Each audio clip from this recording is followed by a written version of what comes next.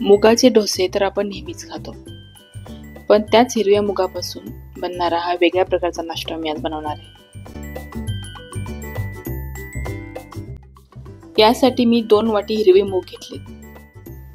त्यामध्ये आल्याचा छोटा तुकडा आणि 3 ते 4 हिरवी मिरची घालून मिक्सरला बारीक करून घेतली. मिक्सरला वाटताना जास्त पाणी घातलं नाही, फक्त अर्धी वाटी पाण्यामध्ये हे वाटण करून घेतलं.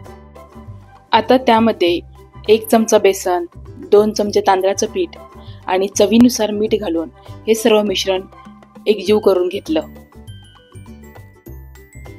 हे मुगाचं मिश्रण 5 मिनिटांसाठी बाजूला ठेवून देणार आहे आणि तोपर्यंत मी बाकीची तयारी करणार आहे. मी इथे एक मध्यम साईजचा कांदा आणि 1 टोमॅटो चॉपरमधून एकदम बारीक करून घेतला.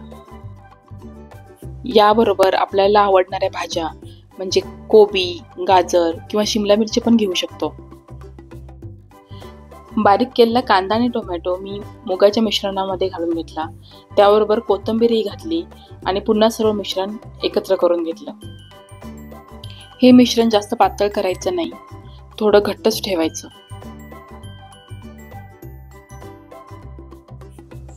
आता या मिश्रणामध्ये एक छोटा अर्धा चमचा सोडा मिसळला आणि एकजीव करून घेतला.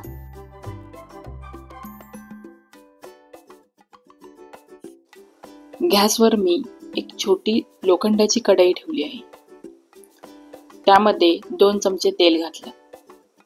तेल चांगलं तापल्यावर 1 छोटा चमचा मोहरी, 1 छोटा चमचा पांढरे तीळ आणि 7 ते 8 कढीपत्त्याची पाने हाताने बारीक चुरून टाकले. आता गॅस एकदम बारीक करून जे आपण हिरव्या मुगाचं मिश्रण करून घेतलं होतं ते जाडसर पसरवून घेतलं. हे मिश्रण सर्व बाजूंनी एकसारखं पसरवून घेतलं. आता त्यावर झाकण ठेवून 2 ते 3 मिनिटांसाठी मंद गॅसवर भाजून घेणार आहे. आता झाकण काढून पाहिलं तर वरची बाजू कोरडी झाली आहे. वरची बाजू कोरडी झाली नसेल तर अजून थोडा वेळ आपण असंच गॅसवर ठेवून देणार आहे आणि मग हलक्या हाताने आपण हे उलट करून घ्यायचं आहे.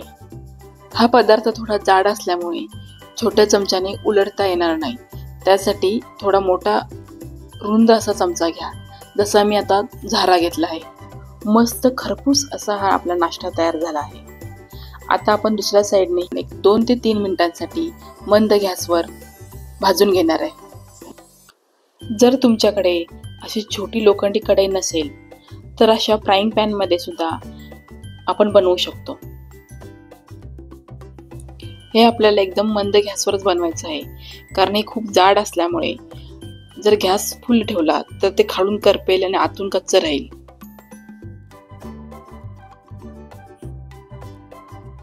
डोस्याच्या मानाने याला भाजण्यासाठी थोडा जास्त वेळ लागतो. 1 मुगलेट भाजण्यासाठी 5 ते 6 मिनिटं लागतात, पण 1 मुगलेट 1 माणसासाठी पोटभरीचा नाश्ता होतो. हे मुगलेट हिरवी चटणी किंवा खोबऱ्याची चटणीबरोबर छान लागते, पण सकाळच्या घाई गडबडीत आपल्याला ही चटणी करणं शक्य नसेल तर टोमॅटो सॉसबरोबर पण खूप छान लागेल. जास्त मसाले न वापरता बनवलेला हा खरपूस नाश्ता नक्की करून पहा. रेसिपी आवडली असल्यास लाईक, शेअर आणि कमेंट करा. चॅनलवर नवीन असाल तर सबस्क्राईब करा. धन्यवाद.